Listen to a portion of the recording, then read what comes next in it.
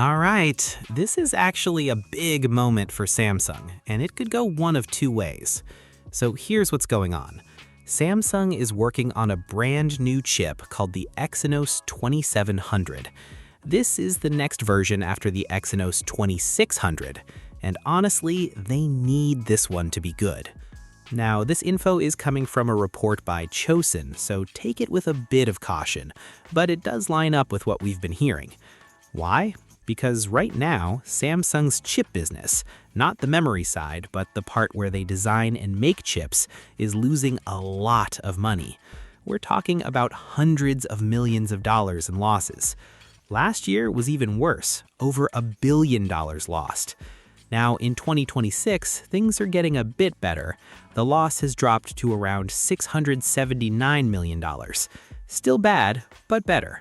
And this new Exynos 2700, it could push that loss down even more, maybe to around $540 million.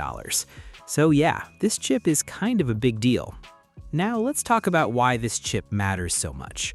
First thing, Samsung is trying to depend less on Qualcomm. Right now, a lot of Galaxy phones use Snapdragon chips, which means Samsung is basically paying another company for something they could make themselves. So if the Exynos 2700 is actually good, Samsung can use more of their own chips, spend less money on Qualcomm, and make more profit long term. Simple. Now here's where it gets interesting. This chip is being made using Samsung's new 2nm process, second version of it. Smaller number means better efficiency and performance, at least in theory. But there's a catch: yields. Yields basically mean how many good chips you can produce without defects. If yields are bad, fewer working chips, more money lost. If yields are good, more chips, more profit. So again, everything depends on execution. Now let's talk performance, because this is where Samsung messed up before.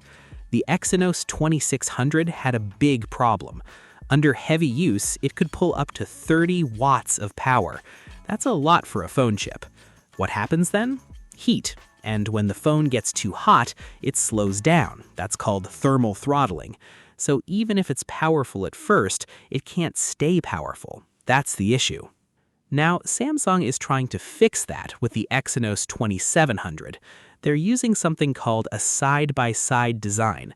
Don't worry about the name. Just think of it like a smarter layout inside the chip that helps control heat better.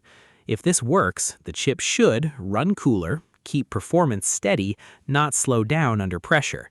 Basically, better real-world performance, not just numbers on paper.